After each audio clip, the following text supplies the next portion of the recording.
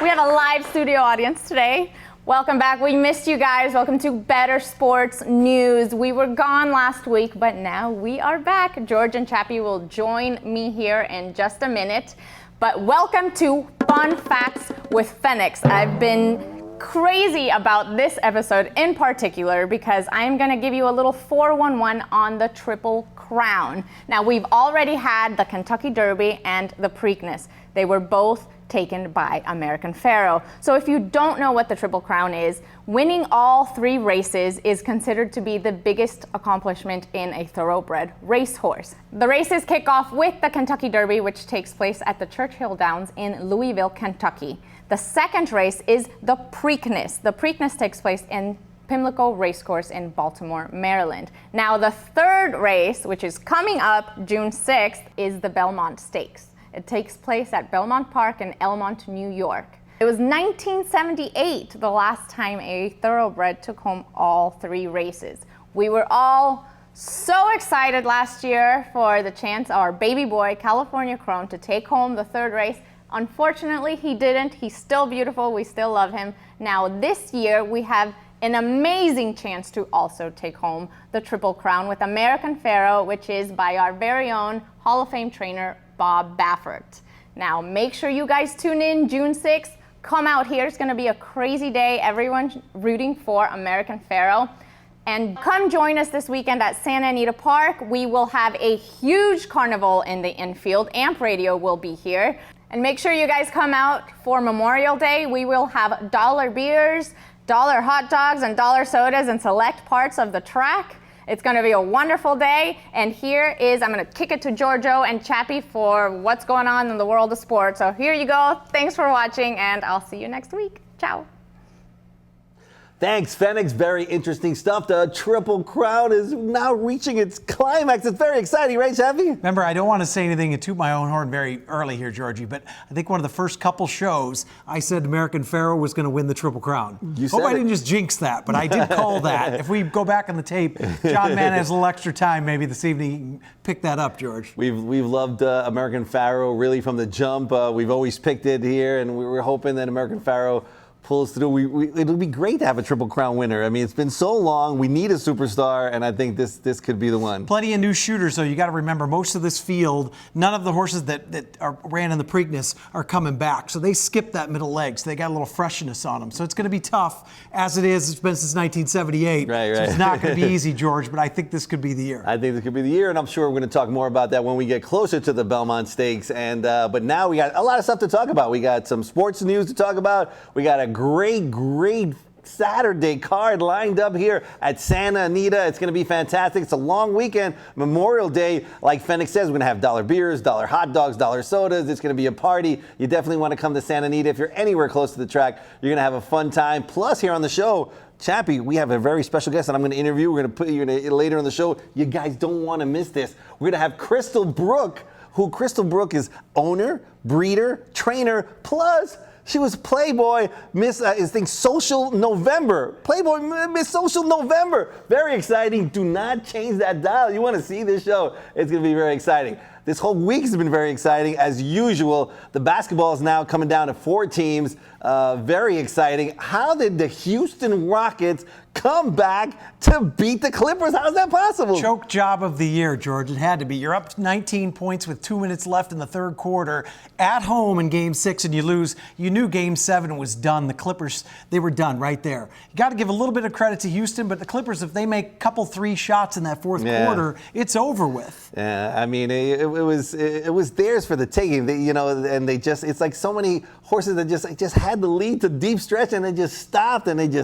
They spit out the bid. And I felt bad for the Clippers. I was rooting for the Clippers. Yeah. And, you know, their lack of bench absolutely showed through. They didn't have much of a bench. But do you break up the big 3? I know DeAndre Jordan can sign somewhere else, but I heard there's a little rift between Chris Paul and DeAndre Jordan, maybe even Blake Griffin. Really? And maybe that chemistry's a little bit off. It's going to be interesting to see with Clippers and Doc Rivers, who's coach and GM, you know. Right. So he can always blame himself because he's also the GM, to see what they do if they keep that core together and just to add to the bench or they get rid of somebody and kind of mix it up a little bit. It'll be interesting to see. That'd be interesting to see. Interesting to see the new rule in the NFL that they now are going to kick the extra point from the 15-yard line. What does that accomplish? What are we doing there? What is that all about? I have no idea, George. I'm not sure what that accomplished. I thought maybe they would also do the rule where you could take it at the 1 so you could go for 2, and that would add a lot of interesting pieces to it, but evidently that didn't happen. I don't know what the 15-yard line is going to do. That's still a chip shot. I don't see the point of it. Yeah, it's still a chip shot. I think it narrows the chances to fake an extra point and go for that 2, because now you're away at the 15-yard line. Correct. If there's going to be no fake involved, I think that's going to be a rule that's not going to. It's going to be short-lived, like your Cubbies' chances of winning the title. Anyway, Easy, George, easy. All right, well, we're going to cut now to a wonderful interview that I had with Crystal Brooke. She's very, very beautiful, very entertaining, really knowledgeable about horse racing. So here it is, me interviewing Crystal Brooke earlier today, and then we'll come back right after. Oh, thank you. Live studio audience here. Thank you, George O. I kicked it to myself. Did you see that? I mean, I kicked it to me, and here I am. It's so fantastic. I am here with Crystal Brooke. I'm so happy. Crystal, thanks for being on our show. It's my pleasure. I'm very happy to be here. I saw you running around the track today. You said this is your first time here at Santa Anita? Yeah, it's absolutely blew my mind. It's breathtaking. It's one of the most perfect places on the face of the earth, I think, anyways. Me too. This is great. We have so much in common. And I saw you in the paddock. You were taking in the horses, the trainers, the jockeys. It was a beautiful day as usual, right? I should have been betting a little bit more because my horses were coming in today. So, yeah, it was. All right, you guys that don't know, Crystal Brooke, she's just phenomenal. She's a horse owner, horse breeder, horse trainer. Plus, she was Miss Social Playboy in November. Is that correct? Yes, I'm Playboy Miss Social, November 2013. Oh my goodness! So she wears a lot of hats. I wear this big hat over here. She wears a lot of hats. She wears them a lot prettier than I do. Let me ask you, at what age did you start getting interested in horse racing?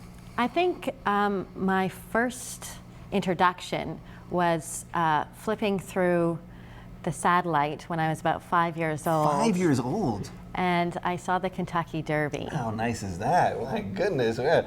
And when you first started in horse racing, what capacity did you start at when you were in horse racing? I started from the ground up. So I was a groom for a year. And then I started exercising horses and starting to collect some owners to train for. Oh, cool. And moved on from there to breeding.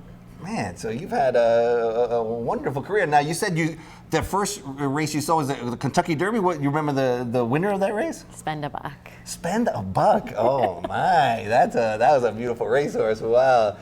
Tell me about your first experience at the actual track. What position did you hold when you first started? I was a groom and also an exercise rider. Oh, exercise rider. Okay. But I had found that the children in the next shed row would clean stalls for their parents. So I decided to pay them a little bit more to come and clean my stalls first. And then I just rode the horses. So I was clever. I was a clever girl. That's good. All right. Delegating. Right off the bat, she started delegating. I like it. I was told delegating. So you went from grooming, then you went to training? Is it training horses? Exercise rider. And then I started training, yes. All right. Now, as a trainer, what was the first horse that you actually won with? Because I remember the first horse that I owned that I won with was one of the most exciting days of my life. I mean, it was like exciting, kind of like being here with Crystal Brooke. But what was that first horse that won for you, and what was that experience like? His name was Worthy Contender. He was a horse that I purchased and owned and trained for myself. He only had one eye. One eye? Yes, his rail eye was gone. And we had a cup covering his eye on his blinker, and he never bumped into the rail ever. Yeah, everybody was like, Crystal, you're gonna run that horse? He was very honest, and he made me a lot of money, so. Wow, that's good. Yeah. She's got like blinkers right here, this one eye. It's got like a cup right there, see that? Hey, so she doesn't see the competition over there. I love it. All right, so now, how many horses as a trainer? What's the most amount of horses you've had training under you? I've had about 12. Most of the work that I do it all myself. So I will feed, groom, brush. I prefer it that way. I'm more hands-on. Oh, cool. Yeah. And do you actually, as a trainer, do you get on your horses as well, or you leave that to other exercise riders now? It depends how lazy I am for that morning and if I can find somebody to come and get on the horses for me. But for the most part, it's just easier for me to do it myself, and it's quicker. Really? So I can just hop on, zip around. So if you jog them or work them out, you are on them sometimes. What about out of the gate? What is that experience like? It's amazing. I've never got in trouble in the gate. Really? So I have no fear of it. And the moment that the gate pops open and your horse leaps into the air, you just throw your cross and go. It is heaven. Wow. It really is. Show us a cross. How do you do a cross there? Well, you have your reins in one hand. You take a mane hold here and here because you don't want to come out on their mouth. Right. So when the horse hops out, you just. You saw that? Yeah, that was very good. Well, your reins are here. It's easy. I love it. All right. You're a trainer? Who's your favorite trainer of all time, or your favorite jockey? Let's say trainer and jockey. Who's your favorite? My favorite trainer is Bob Baffert. Bob Baffert, he was here today. I know. Did you get to see him? I did. Oh, how great is that? He's iconoclastic, right? Yeah, and my favorite jockey would be Bill Shoemaker. Oh, Bill Shoemaker. Mm-hmm. Wow, I got to meet him late in his life when he was in the wheelchair, and the Shoemaker Mile was at Hollywood Park, and he presented the trophy. He was so nice, wonderful man, and of course, one of the best jockeys to ever ride on the back of a horse. And him and Pinkai had some majestic battles through their years. So really cool. Now you're also a breeder, and I hear that you got a half brother to Summerbird at your farm. How does that come about?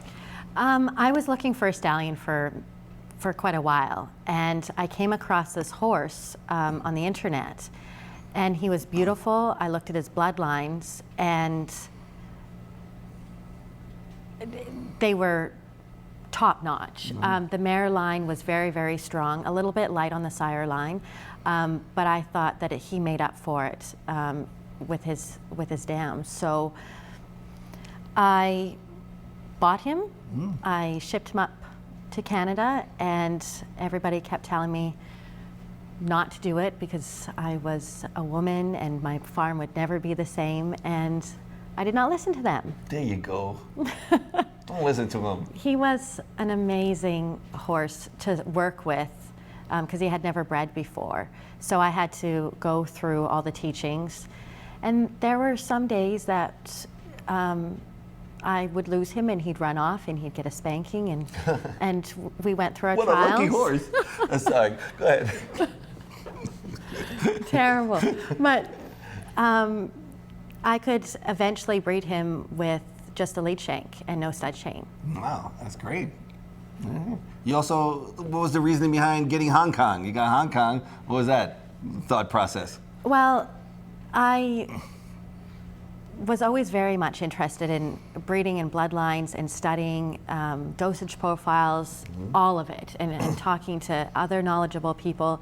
It just seemed like a natural transition from training to go into breeding. So I got me a horse. That's beautiful. And of course, the natural transition from training and breeding is to go into the Playboy Miss Social. That's the natural progression. So from breeder to Playboy Miss Social, tell us about that. I had a little bit of a transition in my life, and I had it shaken up a little bit, and I found Playboy Miss Social. It was a non-nude competition, so I thought I'd give it a try, and I came out very good. It was a very, very good experience. Oh, that's great. So you actually got to go to the Playboy Mansion, is that right? And they did a photo shoot there, is that right? Not at the Playboy Mansion. I went to Playboy headquarters. Playboy headquarters? Yes, and and we shot in studio there. And then after, I, of course, went to the mansion, and was introduced to a Playboy Playmate there, and she gave me the royal tour, and I got to live the Playboy experience, and it was amazing. It was a once-in-a-lifetime opportunity. And is it true that Hugh Hefner gave you a purse with like a Playboy insignia on it, right? Is that he gave it to you, the purse? That was one of my gifts, yes. One of the gifts. It's spectacular. I saw it. Beautiful purse. I love it. Now, you were also dubbed the Thoroughbred Heart, too, right? How's that feel? It was amazing. I did not know that that was going to come out that way. So when my pictorial came out on the Playboy app, I opened the app up, and the headline was a Thoroughbred Heart. Oh, beautiful. I started crying. You're almost instantly. crying right now. Yeah, it was to be recognized by such a big brand with the things that I love to do was absolutely amazing. It was a very, very good time in my life, for sure. Well, it's a good time in my life having you on. What does the future hold for Crystal Brook? Is what we want to know. I've come out to California, and I'm here to work, and I always want to keep my passions strong and alive. So you'll definitely be seeing me with the horses again, and maybe some TV work as well. All right. Well, I think you do a great job. Thank you so much for being on our show. Thank you. Crystal Brooke right here on Better Sports News. We wish you the best. Thank you. So happy to have you here on the show, and I'm going to kick it back to me. And that was me with Crystal Brooke. Pretty cool, right? Yeah, well done. That was actually too good. I'm afraid I might get bumped off the docket next week, George. I think they're going to want to watch Crystal a little bit more than they're going to watch you and I together. I think one of us is out of a job. Crystal Brooke, she's coming in. She's beautiful. She's knowledgeable, talented. She got her first race spend-a-buck. She saw spend-a-buck win the Kentucky Derby. How cool is that? Not too shabby, George. I mean, that's something you'll never forget for the rest of your life. Right. Wonderful, wonderful. Well, I'm never going to forget this interview with Crystal Brooke for the rest of my life. She did great. And you guys at TVG, you should pay attention. Maybe you can put her on TVG, all right? I'm talking to you, Kevin Grigsby. All right, here we go. We're going to talk about the races on Saturday here at Santa Anita. It's like Gold Rush Day, right? We have a great, the late pick four is guaranteed at $500,000, isn't that right? Huge. So let's spend $1 here, George, and get a little extra dough for the late pick four. So let's concentrate on the Here's what I want to do. We're going to talk about the pick five. We're going to give our picks. And then we want you guys to come up to us Saturday, either Chappie or myself, and we'll tell you who we like in the late pick four. So come up to us. We want to talk to you. We want to meet you guys. So come on over, and if Crystal Brooke's here, we'll find her, and we'll say hello to her as well. All right, here we go. Start us off, Pick Georgie. five. This one starts at maiden $50,000, going 5.5 furlongs. My pick five today is going to be $90, and we're going to start off with two horses that I really like in this first leg. First one I'm looking at is Oil. I bet on Oil last time. I am telling you that Oil had the worst start. I mean, lost all chance at the start. You always see stumbled in the comments on the racing forum. This was a legitimate stumble, legitimately had problems, was probably going to win off that day, and I think that Oil is going to do fantastic in this race. One of the two horses I'm using. The other one I'm using is Jack No, number 7, because Brian Coroner doesn't throw a lot of bullets in training in the morning, and this horse has been working bullets, working lights out. I like a Brian Coroner horse that shows speed in the morning, so I just couldn't put him out of my pick five. I had to use them both. I'm going with the 3 and the 7 to start it off. How about you, Chappie? I'm actually 6 deep, and I almost singled Oil as well. You're right. Oil stumbled badly. Peter Miller kind of got on a roll last week. When his barn gets hot, they tend to stay hot. You're right. So I would consider doing that. Of course, we don't have our private workout reports quite yet, so I'm actually 6 deep here, 2, 3, 4, 6, 7, 9. I threw a couple first-timers, second-timers in there. But depending on the ticket, I'm spending a little bit more this time. I would consider singling Oil as well. I think I mean, it's going to be a short price, but that's all right. Pick 5, it doesn't matter. We just want to hit and move on. What are your 5 numbers? 2, 3, 4, 6, 7, 9. That's 6 horses. 6 horses. Oh, okay. You said 5. I was like, wait, he threw one in on us over there. What's happening? 60 for me, George. All right. Race number 2. This one's going a mile on the turf. Starter allowance, and I got it down to like 3 horses that I'm going to use, and one of them is number 2, Kadesha, who also had problems at the start last time. First time in for a claiming tag. So I think Kadesha is gonna run really well. I also like Carrick Bay, always throws in a good race. I think last race had some problems, was wide, steadied. I thought he was going to do much better that day. He's got Bejarano on. I think Bejarano's going to find a good trip for this horse. And Diamond Cut always seems to be there. Going from Brian Pena, who's a nice apprentice, but now he's got Victor Espinosa, who's going, one of the best jockeys on the grounds. So I'm going with 2, 5, 7 in race 2. I'm 2, 3, 4, 5, 7. So I've got a couple extra than you. So I'm actually 5 deep here. So early, I'm stacking up a little bit. I'm 6 by 5 to get it going. I think your 3 are probably the most logicals, but I added a couple others in there. I couldn't tell the pace scenario. I'm going to shoot with Clem Juice one more time. I know the Papa I'm done with Clem Juice. I know Papa Clem's on the turf, though. We like that breeding Yeah. angle, so I'm going to kind of use that as well. So 5 deep for me. All right. Race 3 has my single. This is a horse that, it's not hard to pick out. He's undefeated, hasn't lost yet, and I think you just got to ride this filly's coattails until she loses. She's just been dominating in her performances. Number 5, Sunday Rules. Somebody's going to have to beat her, and I don't think they're going to beat her on Saturday. She's a single for me in my pick 5. We actually agree on this one, Georgie. I would have hit the Chappie all button, but I just can't figure a way around it. 3 to 5 on the morning line on Sunday Rules. You're going to probably get 2 to 5 here, but that's fine. I think it's a free square as well. I'm singled also. Yeah, I think you have to take it. And we've discussed this many times on the show. There's many times where the early pick 4 pays $84, but the pick 5 pays like $1,700. Like, the difference is humongous. So really the key is to get winners. So it's okay that he's 3 to 5, because if she wins and we hit like even a decent price or two along the way, it's going to pay well. So I don't have a problem. We've always said it's probably the best bet in racing. The takeout is low. The payouts are unbelievable. You and I dip our toes into the pick 5 pool about every day, but I think it's the best bet in racing. I really do. It's the best bet in racing, apart from interviewing Crystal Brooke. True. She's That's wonderful. true. Okay. All right. Race 4. Here's where I hope to get a price, because I couldn't figure this race out. This is their maiden special weight, so some of the first-time starters, you got to believe, have some talent, or they wouldn't have entered them in a maiden special weight. The horses who have run haven't shown spectacular talent. They've been okay. I'm hoping for some kind of a bomb, because I could not figure this race out. How do you see race number 4? I would have loved to gone the all button here like you did, but I kind of used two of my bullets early. So I'm actually 2 deep here. I'm taking a big shot. I'm going to use the 4 Night Delight. Don't know the workout patterns, but I do like Art Sherman. He's pretty decent first time out.